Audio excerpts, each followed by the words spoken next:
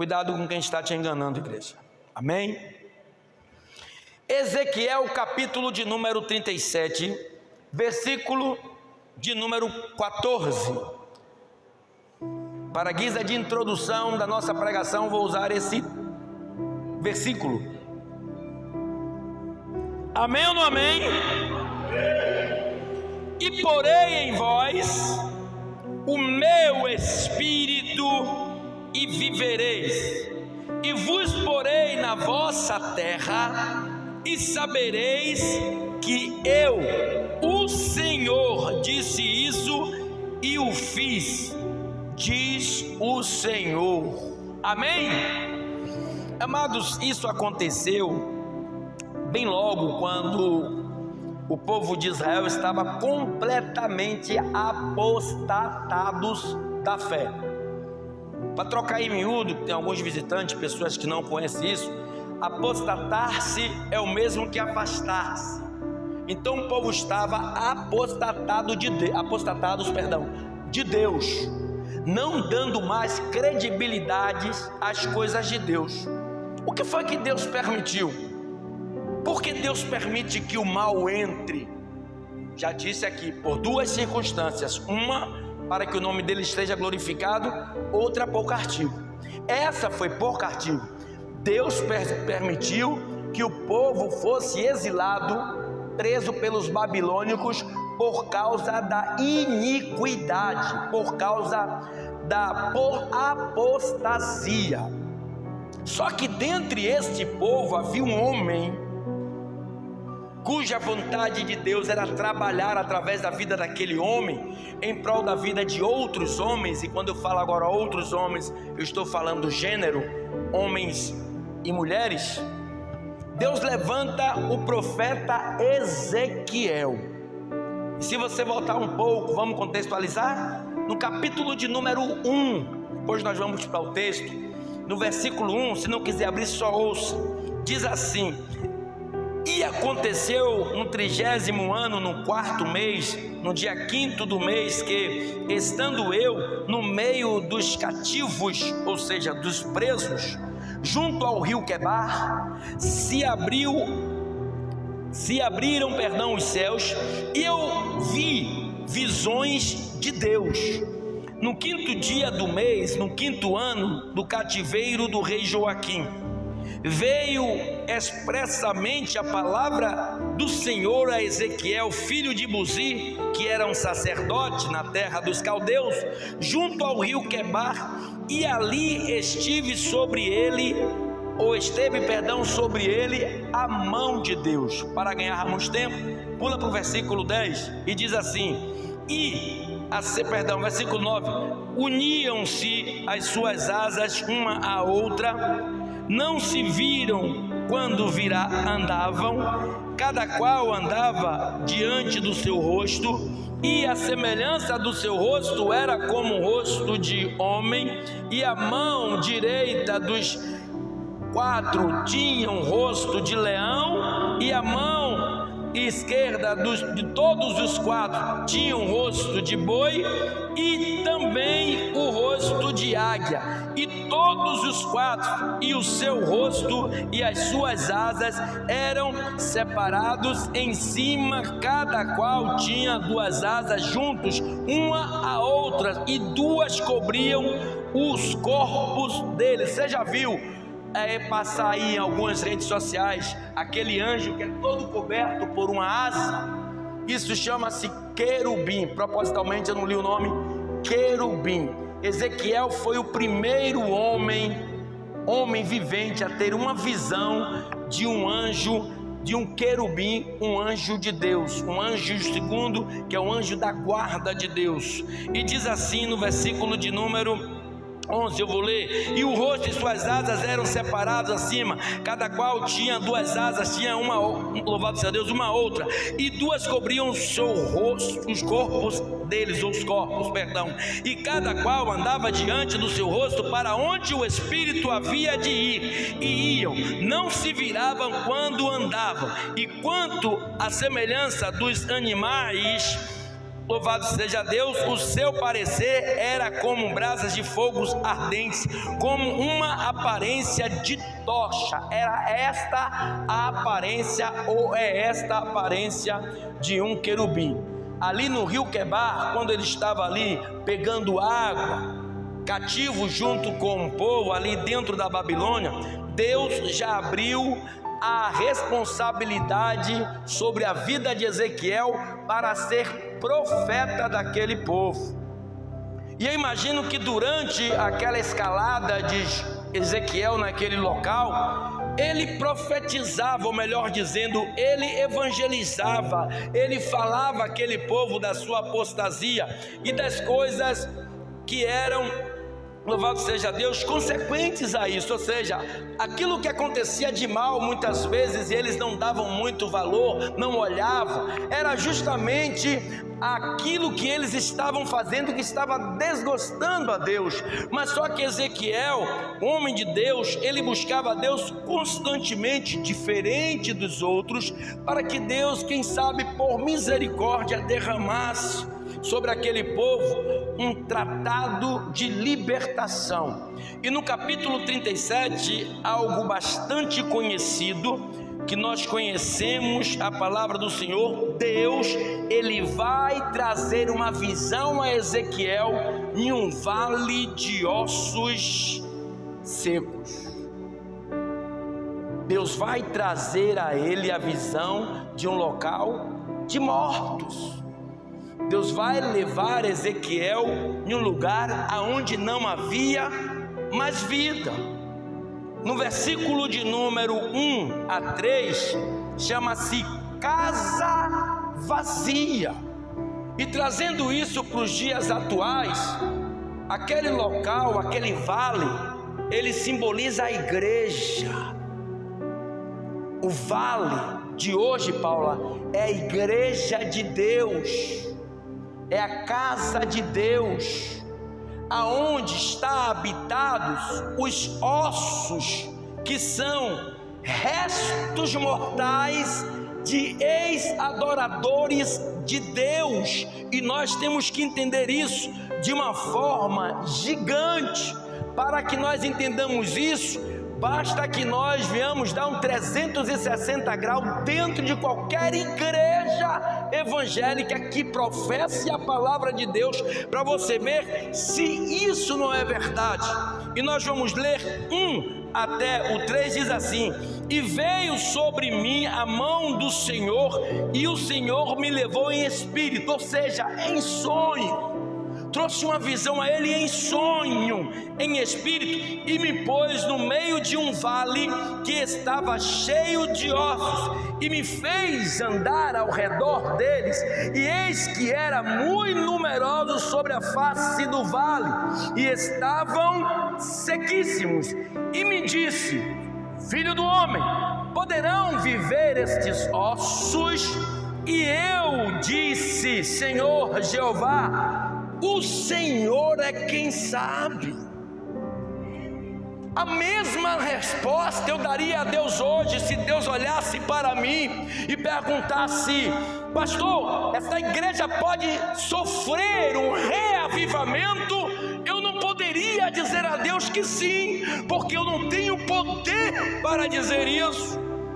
O que Deus estava perguntando a Ezequiel era justamente isso: Ezequiel, você acredita que esse povo ainda pode voltar a me adorar? Eu não sei, Senhor, devido ao afastamento, devido à falta de oração, estou fazendo agora, trazendo para agora, devido à falta de jejum, devido à falta de comunhão, devido à falta de evangelismo, devido à falta de responsabilidade, devido à falta de respeito e obediência a seus senhores. Pai, eu não sei, porque isso que é avivamento. Avivamento não é pular, não é rodar. Avivamento não é ter uma boa oratória, não é ter um bom louvor. Avivamento não é ir para a cabeça de um e de outro e professar algo, ou trazer profecias para dizer que Deus mandou e ainda assim que Deus mandou. Isso não é avivamento. Avivamento é mudança de comportamento, é uma vida sincera com Deus, e está faltando em nós. Então Deus olha para Ezequiel, contempla a tristeza de Ezequiel, como de muitos pastores que pregam e professam a verdade. Porque Paulo dá uma tristeza muito grande quando você olha para a igreja, onde você não está pregando smartphone, onde você não está pregando heresia, onde você não está trazendo corinho de fogo para que ninguém chegue suado em casa e nem banho tome, onde você não está trazendo profecias mentirosas, mas você está professando a palavra. Isso machuca muitos que aqui estão, e eu não sei ainda porque continuam aqui. Isso machuca o pastor que prega a verdade, porque a verdade, ela confronta. Por isso que Ezequiel respondeu a Deus: eu não sei, Senhor, se nesses ossos haverá vida outra vez. E eu vou lhe mostrar que eu não estou aqui falando de mortos na carne. E Ezequiel respondeu a Deus segundo o final da história. Por isso que eu estou trazendo para os dias de hoje. Eu vejo muita gente almejar a ser pastor nesta geração de hoje. Não queira não, negão. Queira não. Paula falou a minha linha: pastor, nunca quero ser pastor na minha vida. Longe de mim. Sua pastora ali fica com medo o tempo todo de eu sofrer um infarto. Eu digo: ô pastor, não se preocupe com isso não. A responsabilidade, ela é muito grande. A tristeza, a solidão do profeta Ezequiel naquele dia era extrema. Pessoas que você tem como amiga. Sabe o que é eu ter você como amigo? E eu ter Jesus como amigo, e querer que você seja amigo tanto de mim como de Jesus, mas você só consegue ser meu amigo. Isso me dá uma tristeza, porque você é meu amigo, mas não é amigo do Jesus que eu sirvo. Era assim que Ezequiel se sentia. Poxa, eu tenho um grande amigo, ele ali, Val é meu amigo, mas rapaz, mas Val não consegue ser amigo de Cristo. Pastor, como é isso? Bate esfriamento no povo da igreja. Não quer vir mais para a igreja, não quer orar, não quer jejuar, não quer buscar, não quer fazer absolutamente nada. Por isso que Ezequiel falou: eu não sei.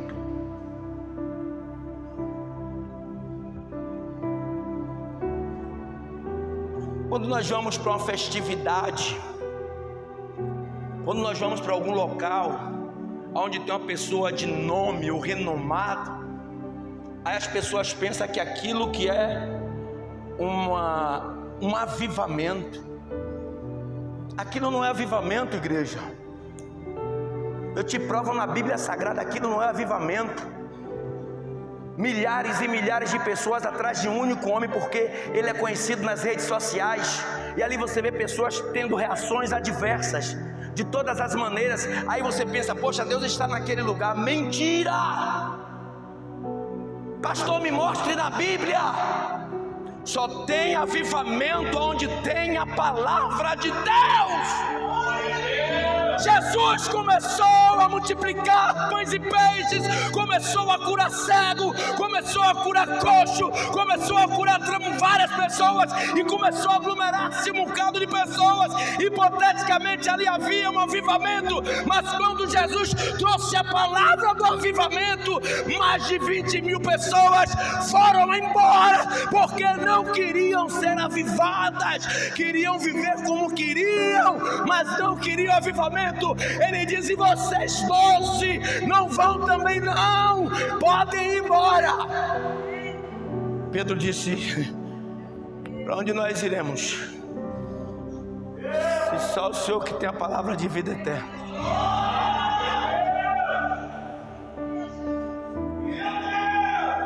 Eu não entendo como você consegue ser meu amigo e não consegue ser amigo daquilo que eu mais prezo na minha vida. Aí eu digo às pessoas: ponham-se no meu lugar.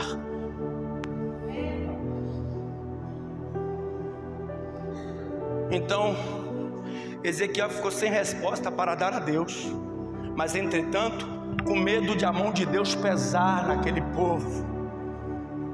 Ezequiel estava entre a cruz e a espada. E agora? O que é que meu Deus quer dizer com isso? E continuou ele tendo sonho. Continua no capítulo de número 37, versículo 4 a 6. Só a vida através de Deus, ou só avivamento através de Deus. Aí o que é que Deus diz a ele? Então me disse: profetiza sobre esses ossos. E disse-lhes: ossos secos, ouve a palavra não a palavra do homem, não invenção do homem. Ele disse ao profeta: profeta, diga a esses ossos para ouvir a minha palavra. Tira a antropocêntrica do meio do meu povo. Tira esta bagunça, esta porcaria, esta nojeira, e diz a eles: ouçam a minha palavra. E o que é que a palavra de Deus diz, igreja? Cometa o suicídio, cometa assassinato, compre e não pague, adultere-se, prostituam-se, constituam-se homossexuais, lésbicas, constituam-se drogados, pedófilos. É isso que a palavra de Deus diz? Ou diz completamente ao contrário? Sejam, como o apóstolo Paulo fala em Coríntios, meus imitadores, como eu sou de Jesus. Qual era a atitude de Jesus? Vamos falar no linguajar malandro. Qual era a caminhada de Jesus? Qual era a caminhada? Eram todos que andavam com Jesus. Quantas vezes Jesus da Galiléia para Cafarnaum, para Tiberíades, para Genezaré, mas só quem ficava com ele eram os 12. Não acrescentava-se mais ninguém, porque ele conhecia o coração daqueles homens. E ainda assim, no final, Judas tinha que cumprir uma tarefa, coitado, que caiu sobre ele, e traiu a Jesus. Então, no versículo 5 diz assim, versículo 4 e 5: então me disse, Deus disse ao profeta Ezequiel: profetiza sobre esses ossos, e disse-lhes: ossos secos, ouve a palavra do Senhor. Assim diz o Senhor Jeová a esses ossos: eis que farei entrar em vós o Espírito e vivereis. Foi o que eu falei, que ele não estava falando de mortes, de pessoas mortas, porque ele vai falar primeiro, pega a visão, e vai dizer o que esses ossos, versículos, parte B do versículo 5: eis que farei entrar em vós o Espírito e vivereis. Tinha pele, já tinha nervo, já tinha tecido. E por que por o Espírito? Porque ele já estava dando indícios que ele estava tratando do povo de Israel, que tinha carne, tinha nervo, tinha tecido, tinha pele, mas não tinha vida. Olha o que ele diz: eis que farei entrar em vós o Espírito e vivereis. Aí ele fala, e poreis orações, jejuns, evangelizações, unanimidades, buscar de Cristo, orar de madrugada. Estou confundindo tudo, né? Mas é isso que ele quer dizer. E porei nervos sobre vós, e farei crescer carne sobre vós, e sobre vós estenderei pele, e porei em vós o Espírito, e vivereis, e sabereis que eu sou o Senhor. Deus quer derramar do Espírito dele. Nós vamos ver lá no último versículo, sobre a vida de cada um de nós. O que ele estava falando aqui era que o povo, em espírito de vida, não estava adorando mais a Deus. Como eu falo sempre aqui, 4 níveis: físico, emocional, intelectual e espiritual. Tudo isso é contido na vida espiritual. Sentidos: tato, olfato, paladar, visão e audição. todas essas coisas, tricotomia, corpo, alma e espírito. Então o que é que ele estava dizendo? O espírito com E minúsculo é o fôlego de vida. A vida desse povo não está mais servindo para me adorar. O povo não está mais me adorando. O espírito de vida deste povo, que foi feito para a minha adoração, se esvairou. O povo perdeu a graça de me adorar. Ele viu a tristeza no coração do profeta, e ele começou a trazer uma analogia do povo com a morte secular, para que ele entendesse o que é que Deus poderia fazer. E tem gente que não entende o que Deus quer com você na igreja. Eu vejo crentes aqui, quando eu falei aqui, tem crentes aqui que não vão herdar o reino dos céus. Não é porque Deus não quer, não é por falta de palavra, e não é por falta da vontade de Cristo, que pela tua vontade um favor não merecido deu para nós como graça o teu próprio corpo, a tua alma, e por que não dizer o teu espírito? Pastor, por que o Senhor diz isso? Porque ao longo dos anos que eu estou aqui, e ao longo dos anos que algumas pessoas vivem comigo, eu não vejo mudança de comportamento. Em alguns eu vi até mudança de farda de roupa. Não estou falando de farda de obreiro não, mudança mesmo de roupa. Não usa mais shortinho, como veio no primeiro dia, já está com a roupa modificada, mas o coração continua o mesmo. O que é que estava acontecendo com aquele povo na Babilônia, Moisés? Estavam aprisionados por fora e vazios por dentro, sem nenhuma percepção espiritual. Por isso que você vai ver a palavra espírito, ela se repetir por mais de 5 vezes, só entre o versículo 1 até o 14. Ele está falando de vida com Cristo, Paula. É a transformação da minha vida, da sua vida com Cristo. Pastor, como? É você buscar a Ele em espírito. Não tem isso lá? Jesus falou, me buscar em espírito, com E minúsculo também, e em verdade. Não da boca para fora, mas em espírito e em verdade. Meu amigo, essa massa compacta de crentes que nós estamos vendo aí, se Jesus volta hoje, já era. Já era, a gente está ferrado, a igreja está perdida. Pessoas ensinando o que querem, o povo ouvindo o que querem, e não se dando conta que estão se afunilando cada vez mais. Se a Bíblia nos adverte do pecado, se a Bíblia nos adverte de tudo que é ruim, mas nós não estamos prestando atenção naquilo que Deus está falando conosco. Versículo de número 7.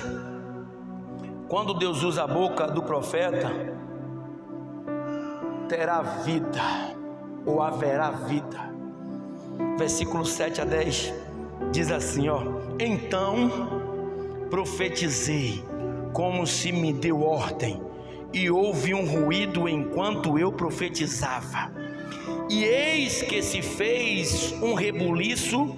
Olha agora, o contrário agora do que Deus falou na parte B do versículo 5.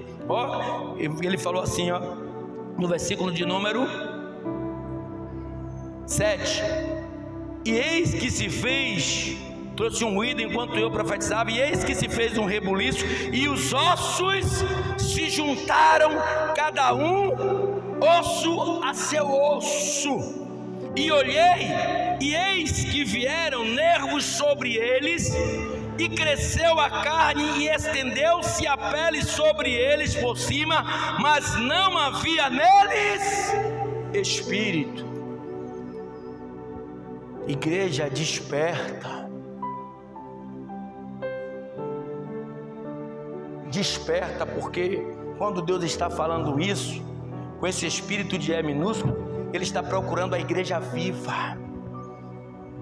Vou repetir de novo, Paulo: a igreja que ora, a igreja que jejuma, a igreja que busca, a igreja que serve, e não a igreja que se escraviza aos homens, mas serve a Deus. Aí no versículo 9 ele diz assim, ó: e ele me disse: profetiza ao Espírito, profetiza ao Filho do Homem, e dize ao Espírito: assim diz o Senhor Jeová, vem dos quatro ventos, ó Espírito. Ele está falando de espírito ainda de vida normal, e assopra sobre estes mortos.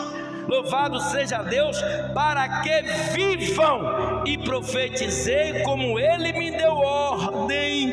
Então o Espírito entrou neles, e viveram e se puseram.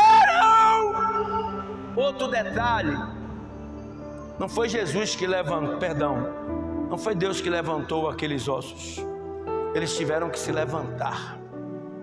Vamos ler para entender? Versículo 10: e profetizei como Ele me deu ordem. Então o Espírito entrou neles.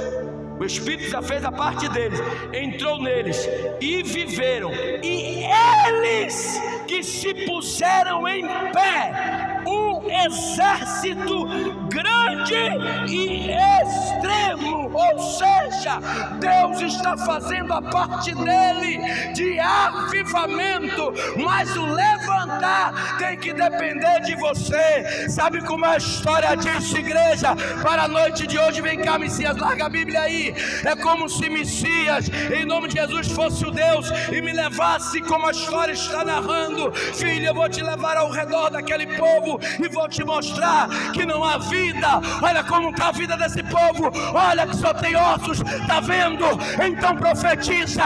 Você crê que pode ressurgir vida nesses ossos? É como se Deus estivesse pegando a mão de Ezequiel e dizendo: Ezequiel, olha para essa igreja, Ezequiel, olha para esse povo.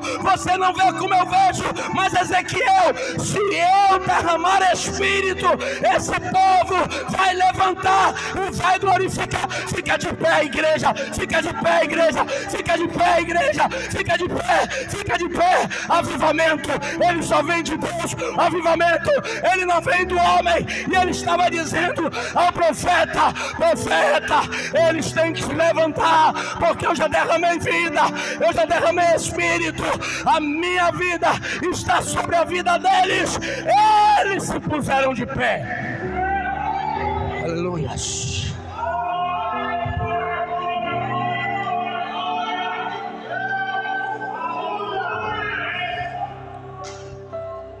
Pega a visão da palavra, igreja.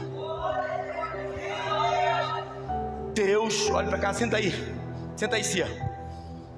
Deus não vai fazer isso. Deus vai fazer isso quando eu soprar. Se levanta. Você é que tem que se levantar, porque Ele trouxe dos quatro cantos um fôlego de vida. Está dizendo a você nesta noite: a tua palavra tem poder, profeta. Aleluia. Podem se sentar.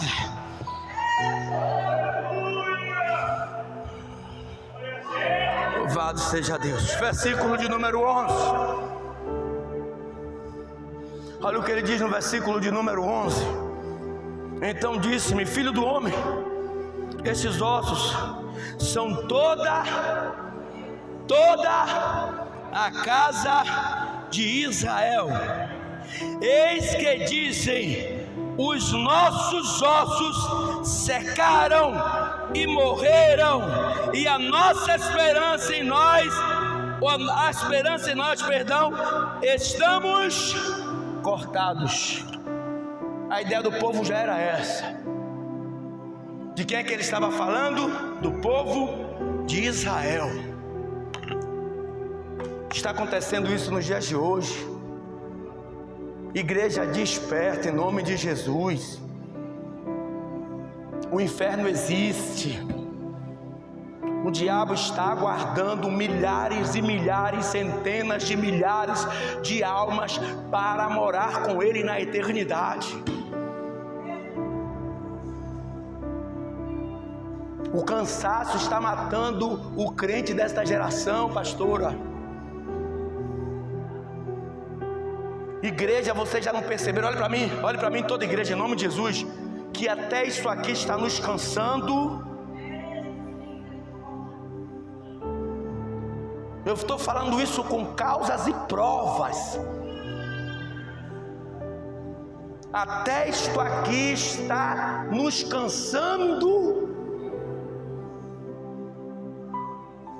O século, a geração, o capitalismo nos deu sofá, cama, smartphone, meios sociais e redes sociais diversas para distrair.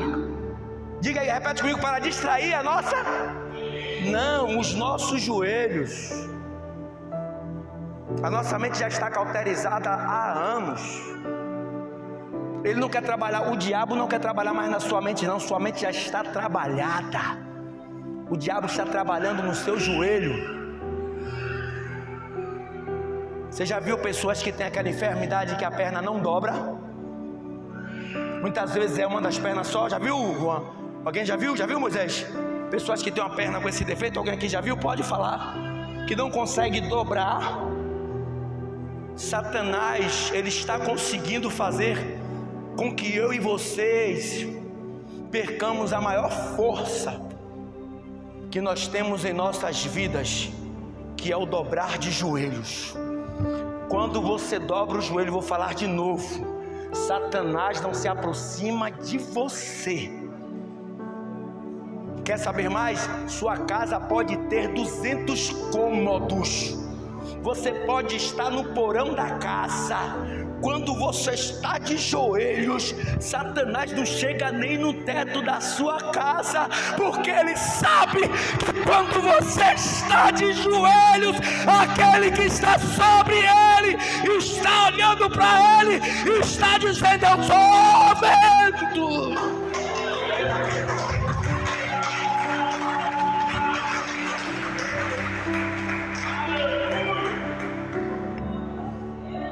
Faltando adoradores, está faltando homens de Deus. Quando Elias se sentiu encurralado por Acabe e Jezabel, ele entrou, Júnior, na caverna. Ele disse: eu sozinho não vou aguentar. Por quê? Não vou criticar a Luzia. Bateu o medo humano, Paula. 450 homens, profetas de Baal, fora os outros, serviçais de Acabe e Jezabel, Paula, todos contra ele. Naquela época já estavam matando profetas, estavam decapitando, crucificando, perseguindo. E quando ele se sentiu só, hipoteticamente falando, ele vai, Emerson, e entra em uma caverna. Deus diz a ele: o que está fazendo aí, Elias? Porque Deus sabia que se Elias interfonasse para ele, se Elias ligasse para ele, se Elias mandasse um e-mail, se Elias mandasse Instagram, se Elias mandasse um Twitter, se Elias mandasse um Facebook, na hora que Elias mandasse, Deus ia entrar com providência. Porque quando Deus levou Elias do Monte Carmelo, Elias não precisou nem dobrar os teus joelhos, porque ele sabia o Deus que estava caminhando diante dele. Porque ele mesmo diz: olha, vamos comigo até o Monte Carmelo, e lá veremos se o meu Deus é Deus ou Deus de vocês. que verdadeiramente é Deus? Vamos, porque ele sabia, Cia, vem cá de novo, Cia. Enquanto ele ia, os 450 profetas, vai andando para lá, Cia, em nome de Jesus, já vem atrás de mim. Ele sabia que mesmo os 450 profetas perseguindo ele, quando Elias vinha, Deus estava protegendo. Quando Elias estava vindo, eu imagino Deus dizer: Elias, é aqui o local, é aqui o local, é aqui onde meu nome vai ser glorificado, é aqui onde a minha espada vai ser enfencada contra a vida de Acabe e Jezabel. Você tem uma força que você nem sabe.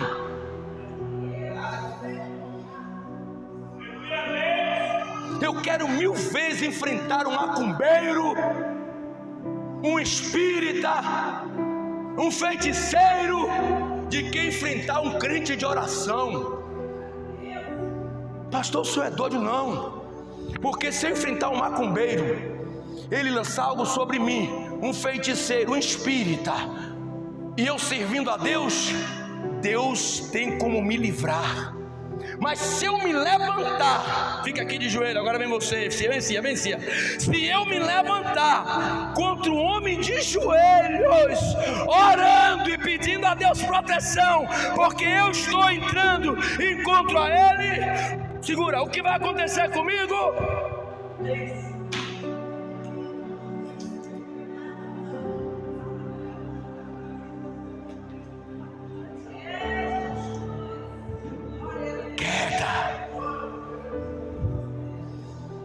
Ele vai estar de joelho, não vai. Ele viu eu cair?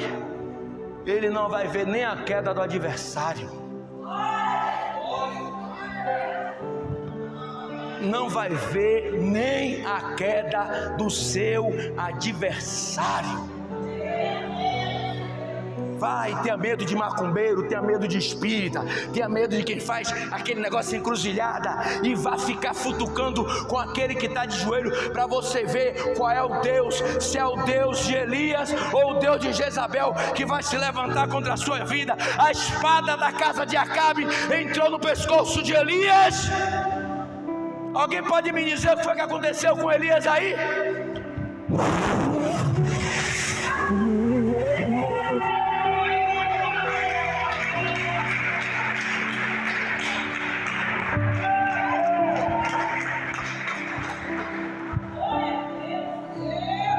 Procurar o corpo de Elias aí.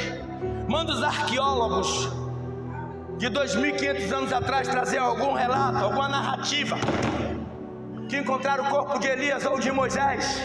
Manda aí os arqueólogos, os cientistas, procurar o corpo de John Lennon, o corpo de Michael Jackson, de Marilyn Monroe, para ver se não vai encontrar os restos mortais, se ainda é que existe. Mas o de Elias, quem serve a Deus não morre. Quem serve a Deus vive eternamente.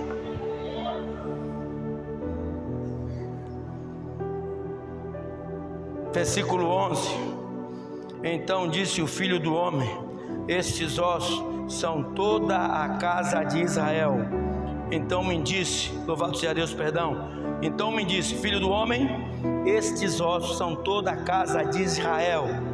Louvado seja Deus. Eis que dizem: os nossos ossos se secaram e pereceu, e a nossa esperança em nós estamos cortados. É o que muitos estão pensando aí. Para mim não dá mais não, velho. Já estou cortado do reino celestial. Perdi a esperança. Para mim, Moisés, depois bate para cima aí, Moisés. Cadê Moisés? Perdi a esperança. Para mim não dá mais não. Ei, a esperança nunca morre para aquele que crê em Cristo Jesus.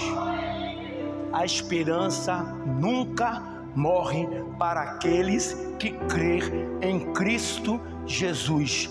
Pastor, os levantes estão se aumentando cada vez mais, a fadiga, o cansaço. Você tem que vencer isso. Porque quem vai te pôr de pé nesta situação não é Deus. Ele já rodou pelos 4 cantos do mundo e trouxe e soprou nesta noite, através da minha boca, para o ouvido de cada um de vocês aí, esta palavra. Ó, quer que eu repita de novo? Vou repetir. Onde foi? No versículo de número 11? Não vem nada do 11, é no versículo 10.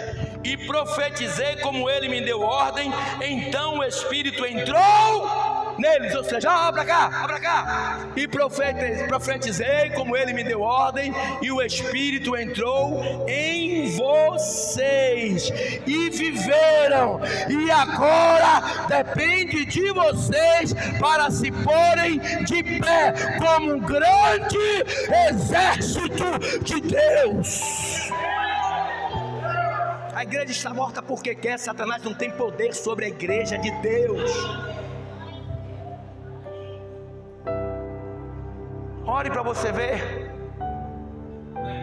Ore e passe em qualquer lugar aonde estiver acontecendo qualquer atrocidade, e pode passar de cabeça erguida, porque Deus, ele te protege. Deus, ele te livra do mal. Deus, ele... Deixa eu abrir aqui que eu quebrei meu crédito. Deus, ele te livra de tudo aquilo que o diabo porventura tente contra a sua vida. Mas depende de você, Marcos. Depende de mim, depende de você, Val. Deus não vai te pôr de pé. A única pessoa aqui, só falando secularmente, que Deus poderia pôr de pé é Dona Zil. Né, Zil? E mesmo assim ela é ousada. Às vezes não é nem para ela vir de muleta, mas ela é ousada, ela eu vou.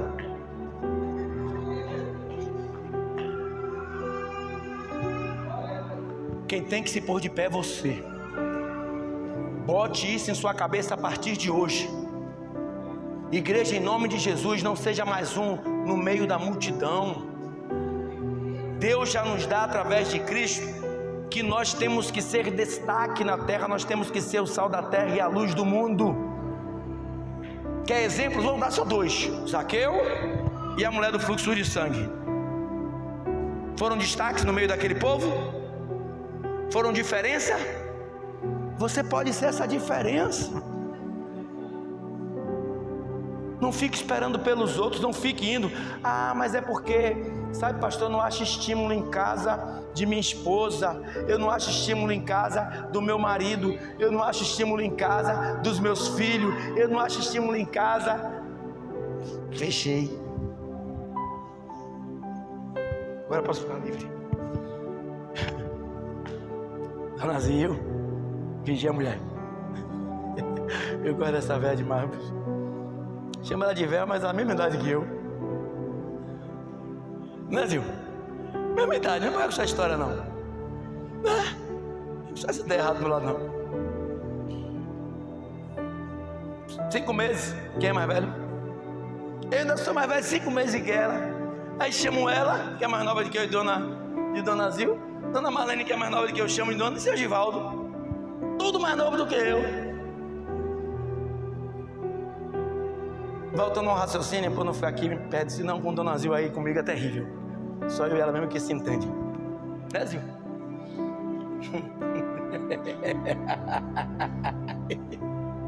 Essa mulher me ama que você nem sabe. Vai mexer comigo com ela ali, para você não recebe cadeira de roda por cima da cara. Você vai ver no instante Deus fazer o milagre. Não pense que ela vai para lá com o pé bom não. Ela vai para lá com o pé doente, lhe metendo na cadeira de roda.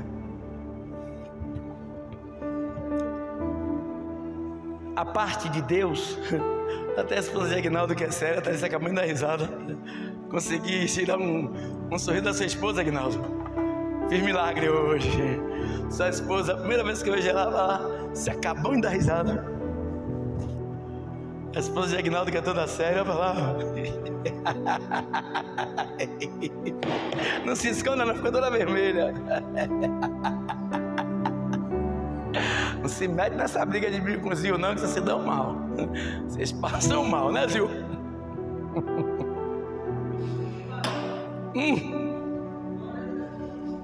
Eu me perdi até onde eu estava. Versículos 12 e 13. Se não houver verdadeiros profetas, a igreja morre. Ó, versículos 12 e 13.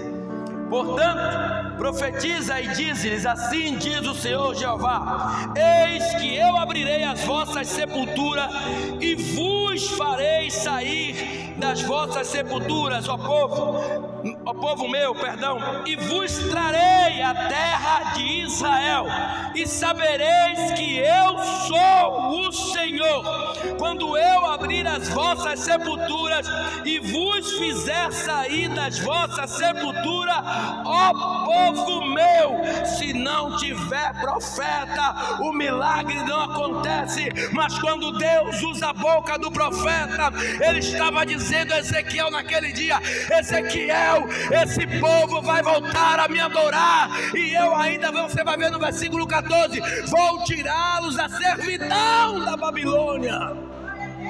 Mas tem que ter conserto. Não há avivamento sem conserto.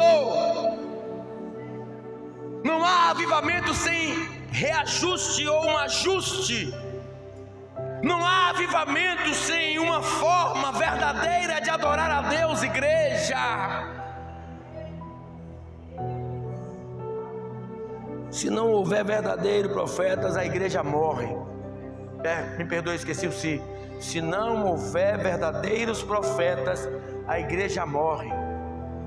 Eu não estou dizendo de vida secular não, igreja, porque da morte ninguém vai se livrar, todos nós, exceto lá Elias, que Deus teve um tratado com ele, e Enoque, né? Mas o resto, exceto. Mas todos nós, imagina, rapaz, eu fico assim olhando-se, a gente fica perdendo, Márcio, tanto tempo. Rapaz, você já imaginou? Isso não é história da carochinha não, seu Val. Você imaginou? Você está andando com um homem na margem do rio, ou do outro lado da margem, 50 filhos de profetas, olhando, do outro lado Eliseu e Elias diz assim a ele: olha, daqui a pouco meu pai me tomará os céus. Se você conseguir me ver, o que você pedir eu te dou. Essa parte é uma das partes mais floridas, é um jardim com rosas, com pétalas de rosas, porque o cara era fazendeiro, deixou os pais lá, fazendeiro com poder aquisitivo. O que é que ele podia pedir? Ele, vendo os milagres que Elias fez: rapaz, eu vou pedir para que Deus desse uma fazenda grandona a meu pai e a minha mãe, para que ele traga riquezas para nós. Porque Elias, o que eu vi você fazer, meu amigo, o Senhor fazer, o Senhor pode fazer, Deus pode fazer, muito mais através da vida do Senhor. Ele poderia pedir qualquer coisa. Escute só, pega a visão. Aí ele disse assim: eu tenho só uma coisa a pedir ao Senhor. Vem cá agora, vê se vem de novo. Você hoje é o personagem. Se Elias, olha para mim, eu só tenho uma coisa a pedir ao Senhor. Aí ele: peça. Eu quero unção dobrada do que há na vida do Senhor em mim. Aí Elias disse a ele assim: tudo bem, se você conseguir me ver quando eu estiver subindo. A poeira era extrema, o redemoinho. Sabe o que é que eu entendo aí, Júnior? Eu estou vendo Eliseu assim, ó, por vento, e a fumaça para lá, para cá. Eu estou vendo, e está lá a fumaça querendo atrapalhar, a preguiça querendo atrapalhar, o smartphone querendo atrapalhar, a mulher querendo atrapalhar. Sai da frente, o menino querendo atrapalhar, as coisas do mundo, o dinheiro, a corrupção. Ele não, sai da frente. Eu vi carros e cavaleiros. Eu vi Elias. Ou seja, eu sobrevivi aos vendavais. Eu sobrevivi. Eu consegui. Imagina a alegria dele. Eu vi. Imagina ele virando assim para o outro lado da margem do Jordão, onde estavam os filhos do profeta. Ele: eu vi. Deus está comigo. A partir partir de hoje eu sou profeta.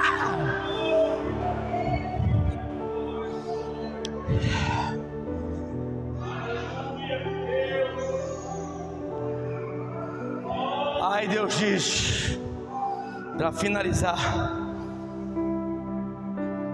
Ele falou sobre o nosso espírito de vida.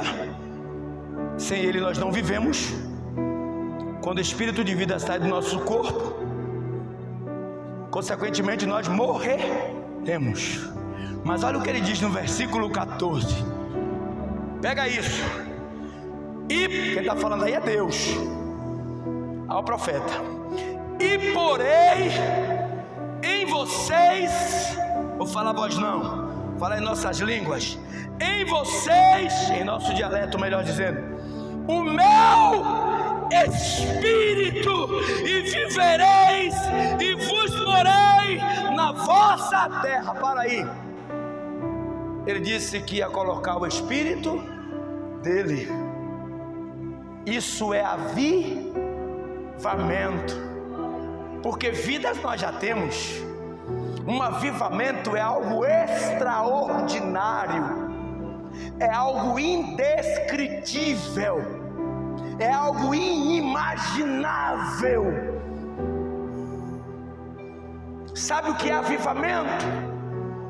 É um fantasma, é um fantasma. Entre 3 a 4 horas da manhã, os discípulos, é um fantasma, é um fantasma. Jesus, calma rapaz, sou eu.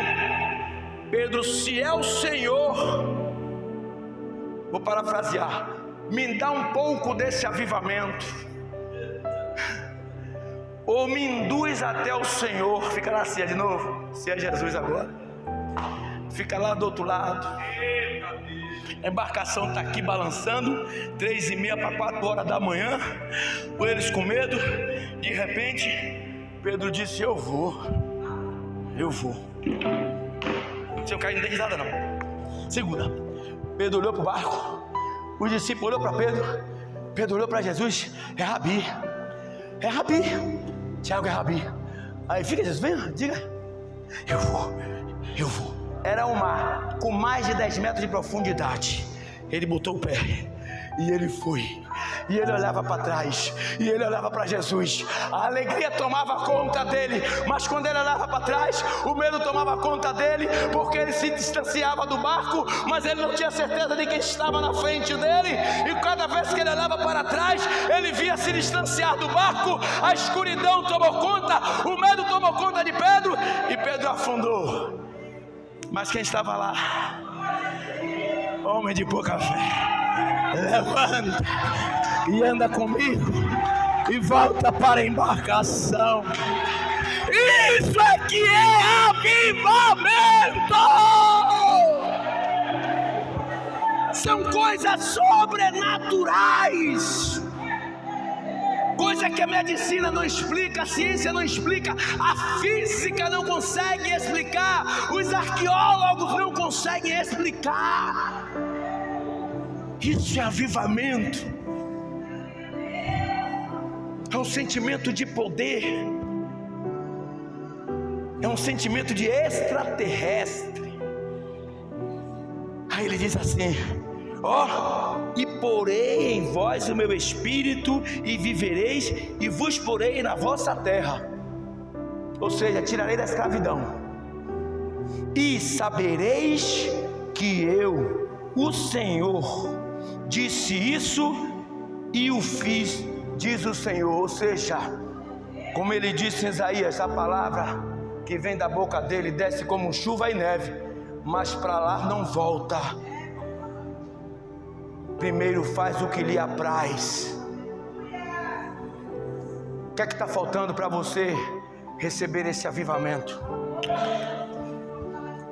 O que é que está faltando para você voltar a orar, voltar a jejuar? Você não sabe a força que você tem.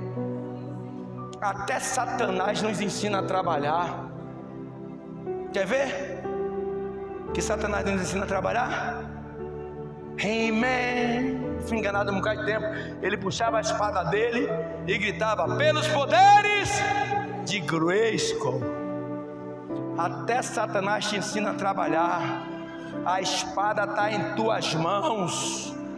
Pelos poderes da palavra, o diabo não tem poder sobre a tua vida. E levanta, glorifica e exalta o nome do Senhor. Ele está nesse lugar.